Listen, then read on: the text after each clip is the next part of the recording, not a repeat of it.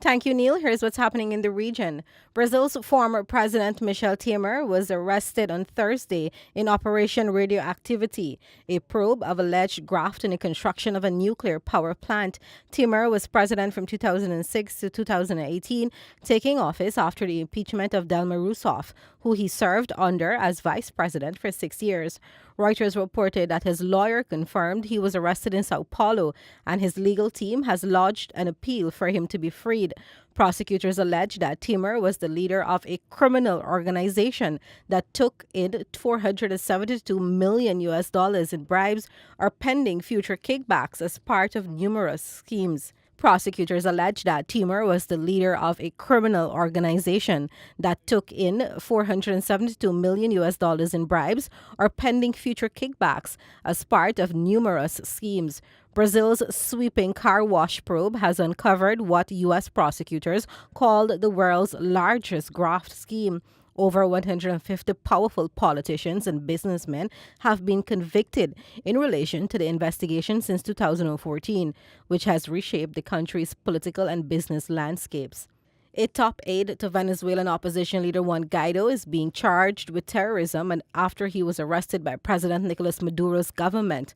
Mr. Guaido's chief of staff, 49-year-old Roberto Marrero, is accused of planning acts of sabotage against officials, the BBC reported. Venezuela's Interior Minister Nestor Raverol said that weapons and foreign currency were found by intelligence services during a raid on his home. Mr. Guaido has called for Mr. Marrero's immediate release. He said the security forces had committed an illegal and unconstitutional act, adding that he believed the items allegedly found at Mr. Marrero's home had been planted there. Mr. Guaido, head of the opposition-controlled National Assembly, declared himself interim leader on January 23rd, saying Mr. Maduro's re-election last May was illegitimate.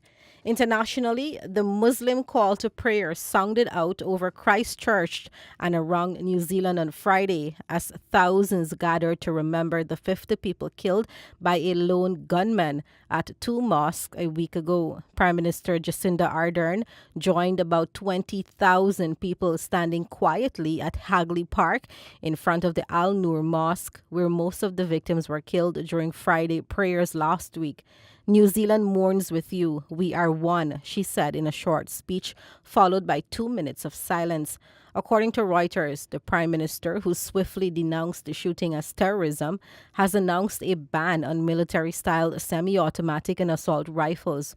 The country is under heightened security alert since last week, and police said on Friday they are investigating a threat made against the Prime Minister on Twitter. New Zealand Herald reported that a Twitter post containing a photo of a gun and captioned, "You are next," was sent to the Prime Minister. Reuters could not verify this independently. R&B star R. Kelly has asked a U.S. court to let him travel to Dubai to perform concerts next month. According to a motion filed by Cook County Circuit Court, R. Kelly also plans to meet members of the United Arab Emirates royal family, the BBC reported. The embattled singer faces 10 charges of sexual abuse involving 4 alleged victims, 3 of whom were minors. He had to surrender his passport last month after being released on bail and is struggling to pay various fees. R. Kelly has denied all allegations against him. The motion, filed on Wednesday, claims R. Kelly has been battling to pay child support, legal fees, and everyday expenses after the cancellation of his record contract and 2 U.S. concerts. His songs have also been removed from several streaming services. And that brings us to the end of regional and international headlines. Back to you, Neil.